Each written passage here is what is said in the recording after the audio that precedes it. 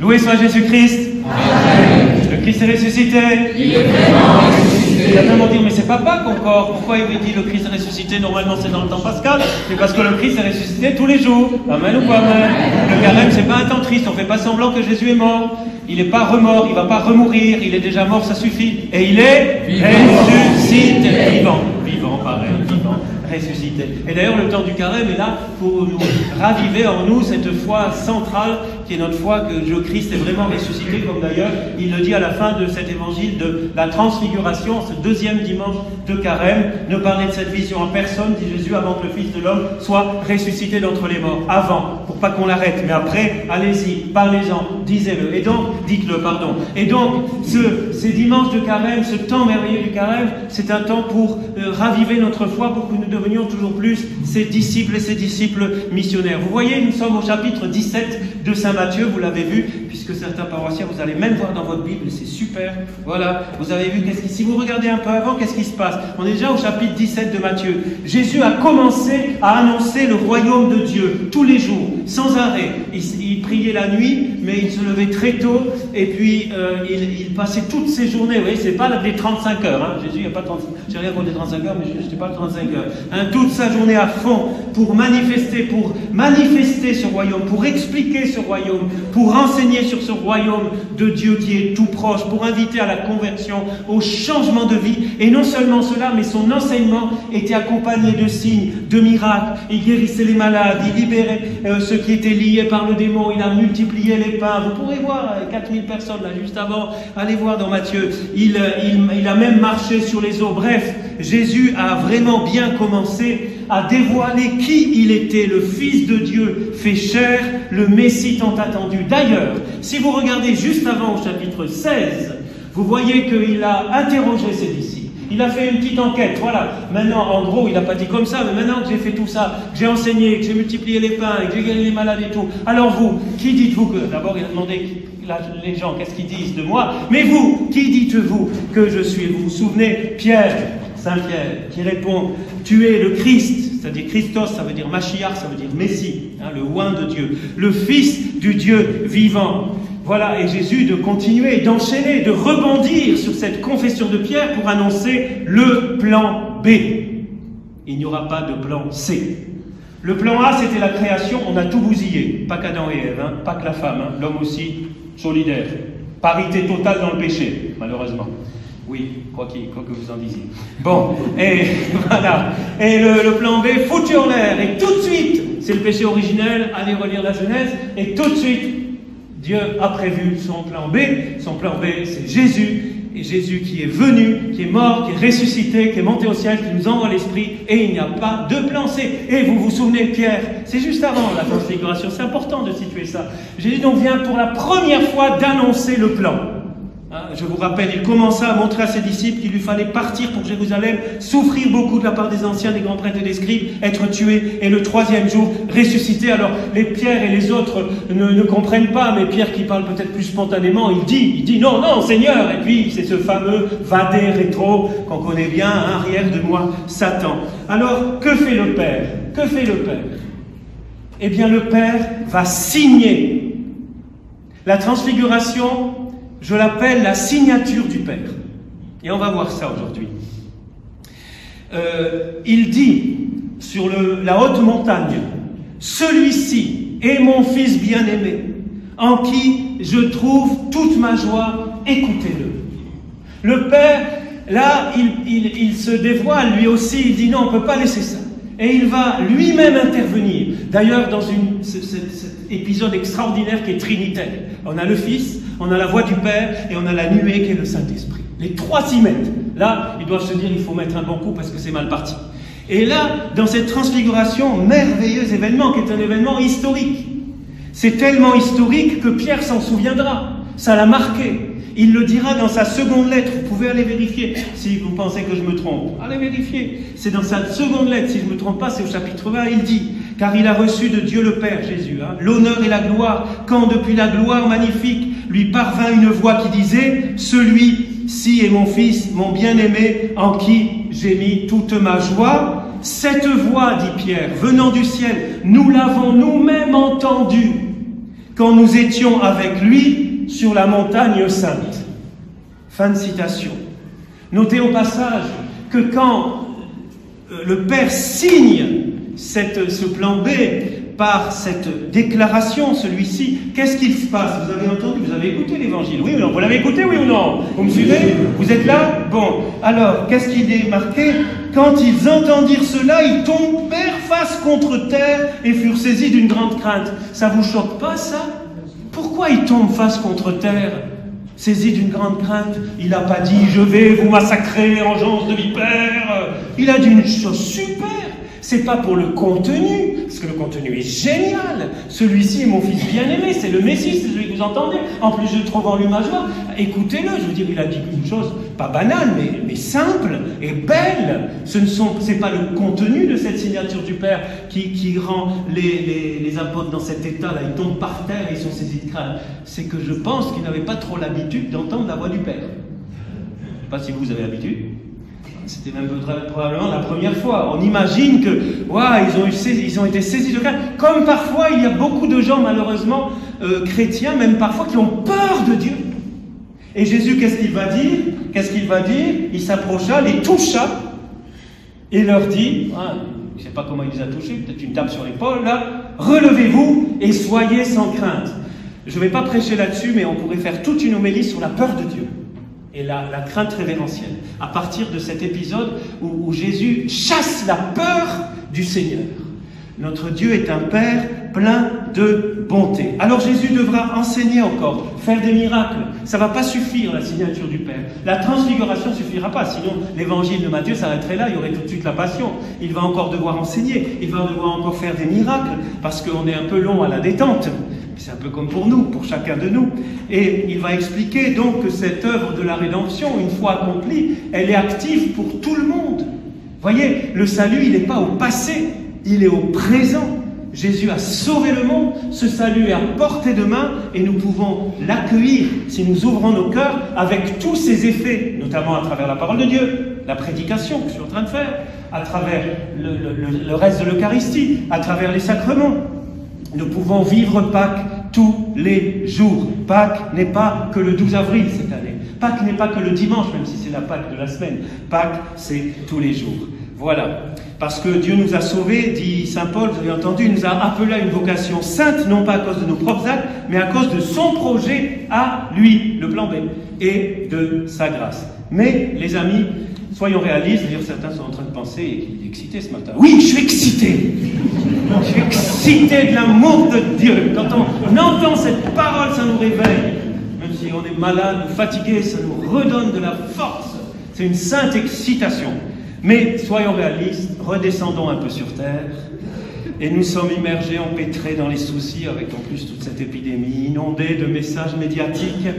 Mais comme pour les apôtres, les amis, c'est le cœur du message que j'aimerais vous transmettre ce matin.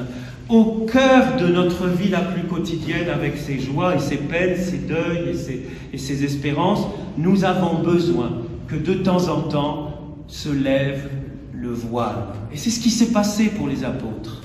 Qu'est-ce qu'a fait Dieu à ce moment-là? Il a levé un instant le voile et la Trinité entière s'est impliquée.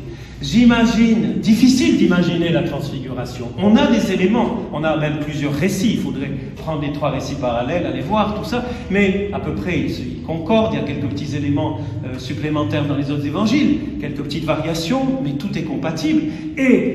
Mais on ne sait pas combien de temps ça a duré. C'est une des questions que je me suis posée. Combien de temps ça a duré? Alors c'est ma petite interprétation ce matin, mais j'imagine aussi en lisant le texte que ça a été très bref.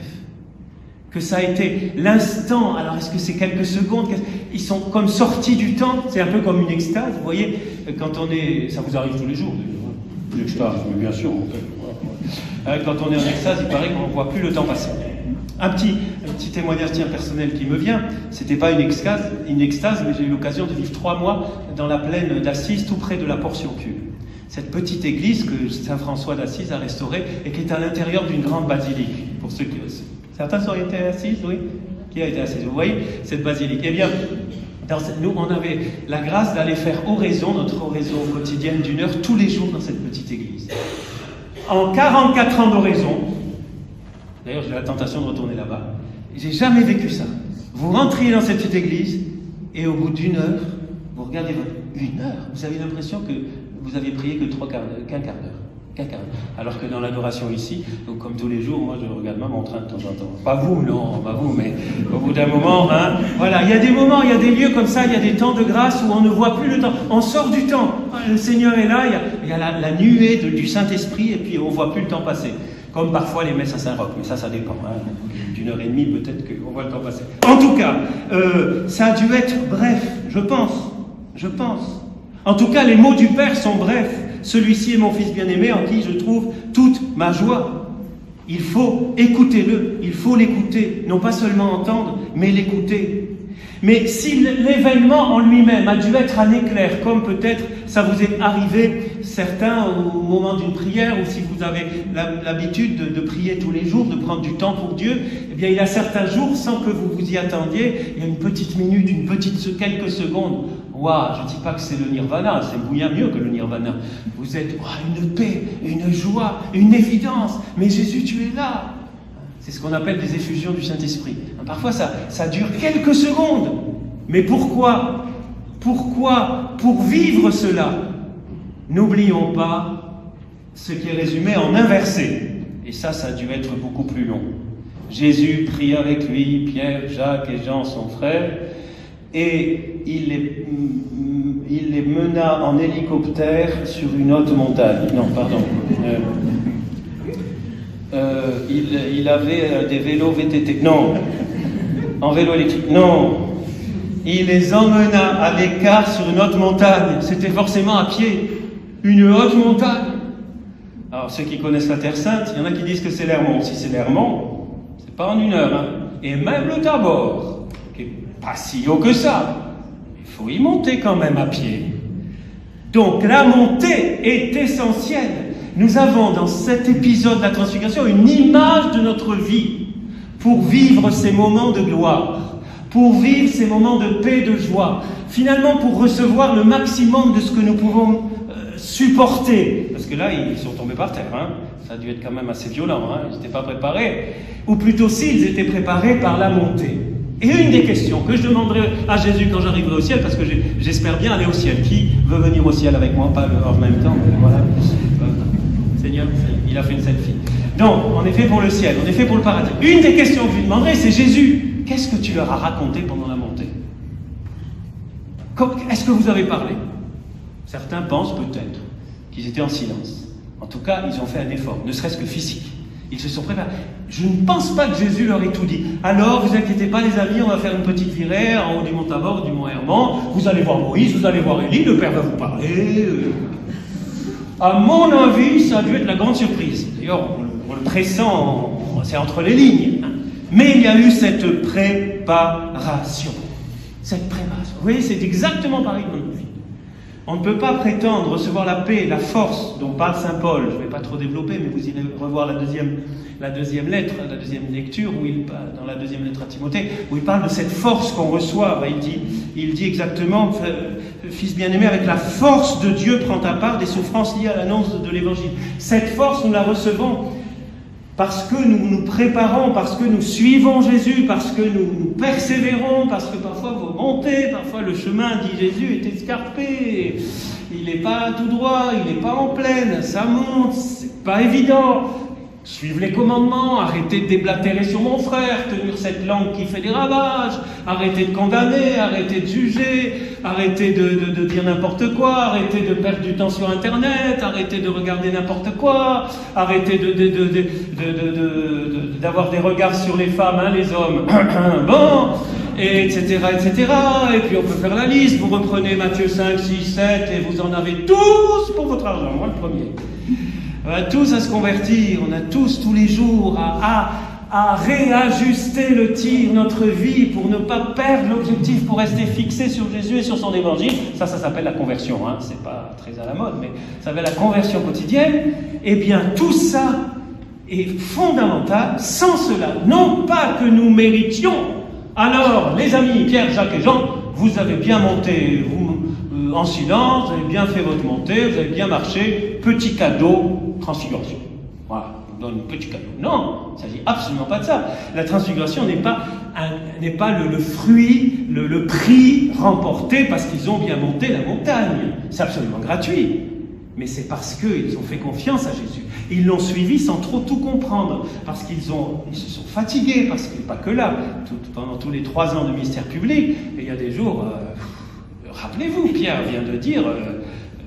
vient de s'entendre dire arrière de moi. Bon, eh bien, c'est certainement pour ça qu'ils étaient prêts, non pas qu'ils ont eu une récompense, mais qu'ils étaient prêts à vivre ce que tous nous pouvons vivre. Ne vous attendez pas à voir Élie et Moïse et entendre la voix du Père, mais tous, dans la vie quotidienne normale. Je vais peut-être vous choquer, mais en reméditant cet évangile qu'on connaît tous par cœur, j'ai dû prêcher en 34 ans de sacerdoce, peut-être des dizaines de fois sur la transfiguration, mais il m'est apparu une chose nouvelle que je n'avais jamais pensée. La transfiguration n'est pas une parenthèse. Cet épisode n'est pas une petite parenthèse de gloire dans la vie, comme parfois moi-même je l'ai prêché. Je ne pense pas. Je pense que cette transfiguration, c'est plus qu'une image de ce que nous pouvons vivre dans la vie quotidienne. C'est-à-dire, non pas forcément de cette façon-là, non pas forcément en voyant quelque chose, des visions, des voix, tout ça. Mais nous pouvons tous toucher davantage ce royaume de Dieu qui n'est pas si loin que ça. Nous pouvons tous vivre, si nous prenons bien sûr les moyens, encore une fois pour être prêts, pour être entraînés, comme un sportif qui s'entraîne pour vaincre un championnat de France. Par exemple, aucune allusion, personne connue. Voilà, on s'entraîne, et bien on est prêt pour de temps en temps ces moments. Et quand je dis de temps en temps, ça peut être des moments très forts dans le cours d'une vie, mais ça peut être aussi dans le cours d'une semaine. Et on a le rythme de la vie, puis il y a le rythme annuel, puis il y a le rythme mensuel, puis il y a le rythme hebdomadaire, puis il y a le rythme de la journée.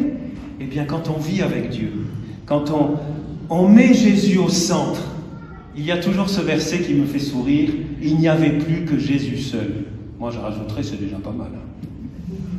Ça fait toujours un peu sourire. Quand tout disparaît, il n'y avait plus que Jésus, quoi. Bon. C'est sûr, ils ont dû vivre un tel moment que ils avaient Jésus. Et quand on a Jésus, on a tout. Amen ou pas? Amen. Quand on a Jésus, on a tout.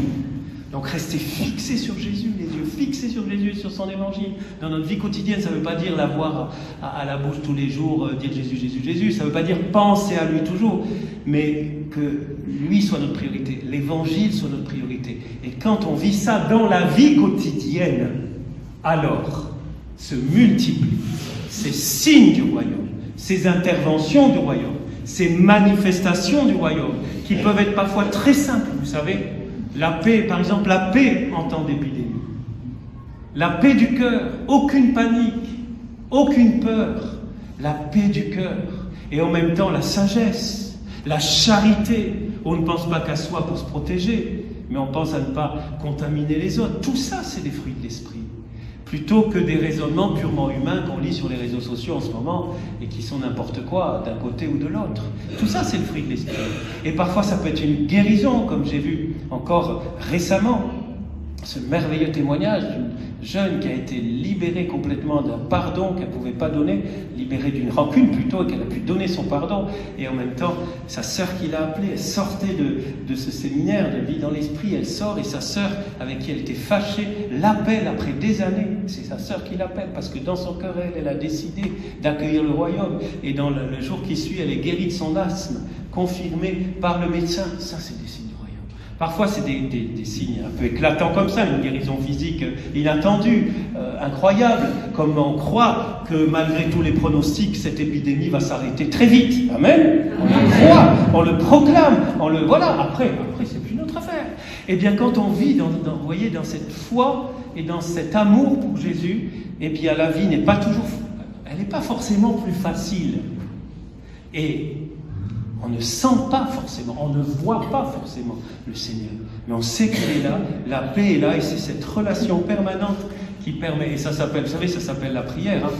C'est, le mot aujourd'hui est, non pas fait peur, mais un peu ennuyant, il faut prier. Ah, j'ai pas dit mes prières. Il faut dire ses prières. matin, du soir, tout ça.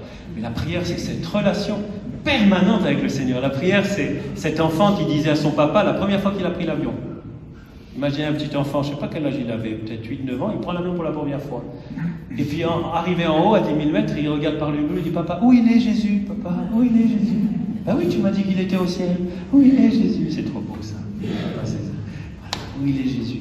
Et plus, vous voyez, la prière, c'est ça, c'est gravir la montagne. Vous le savez, je ne vous l'ai pas dit, mais vous le savez que la montagne dans la Bible, c'est le lieu par excellence de l'union à Dieu, de la prière. Donc je vous souhaite, les amis, au début de ce carême, n'attendons pas pour prendre des décisions. N'attendons pas que Jésus nous prenne par la main et nous fasse monter la montagne. Prenons sa main et montons la montagne de la prière. Prenons le temps. Alors je ne sais pas, j'espère qu'on pourra se rassembler encore dans les églises ces prochaines semaines, mais même au cas où on ne puisse pas se rassembler, au cas où, j'espère que non, hein. À mon avis, nous n'interdirons pas de faire l'adoration à 10 mètres l'un de l'autre dans l'église. Hein. Et comme Jésus n'a pas le coronavirus, on ne risque rien de Jésus. Voilà. Donc on a toujours des moyens de prier. On a l'adoration, on a bien sûr l'Eucharistie et le sommet, on a les sacrements, on a la parole de Dieu méditée, on a à la maison, on a l'Angélus. Vous vous souvenez de l'Angélus, les plus jeunes? Le matin, à midi, le soir et surtout à midi, vous êtes à table. Ceux qui m'écoutent là, ne mangez plus sans bénir le repas. Ne mangez plus sans vous arrêter, dire merci Seigneur, parce qu'on peut manger aujourd'hui. Et depuis que j'ai commencé l'homélie, il y a des centaines d'enfants qui sont morts. Et c'est pas que pour ça, mais déjà, ça il faut arrêter. Il faut qu'on chasse toutes les attitudes païennes, qu'on soit des chrétiens jusqu'au bout. Amen. Dans notre vie la plus quotidienne. Et c'est là, et vous aurez peut-être une transfiguration entre la poire et le fromage. Eh oui! Eh oui, quand est-ce que Jésus nous a donné l'Eucharistie? Entre la poire et le fromage. Enfin, ce n'était pas tout à fait la poire et le fromage. Mais c'était à table, dans notre vie quotidienne. 22 minutes, je m'arrête.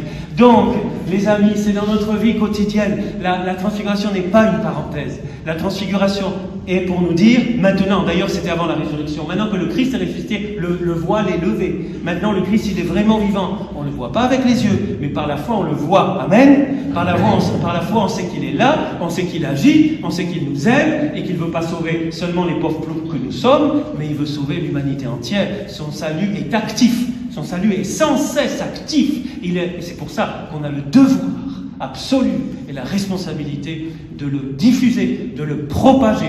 Et ça, c'est la meilleure des contagions. On peut y aller là. On n'embrasse pas, on ne fait pas de poignée de main, mais on y va. À distance, on peut dire, voilà, Jésus t'aime. On peut dire, tu vis ce deuil, eh bien, ton mari, ta femme, ton papa, ta maman n'est pas mort. Il est parti vers le ciel et on prie pour qu'il rentre au ciel. Et un jour, on va faire la teuf au ciel. En attendant que cette Eucharistie soit un avant-goût, comme la transfiguration. C'est les antipasties du royaume de Dieu. Transfiguration, voilà. C'est des avant-goûts que Dieu nous donne tous les jours, d'une façon ou d'une autre. Merci Jésus d'avoir vaincu la mort. Merci Seigneur de nous avoir introduits dans cette vie éternelle qui est déjà commencée. Au nom du Père et du Fils et du Saint-Esprit. Amen.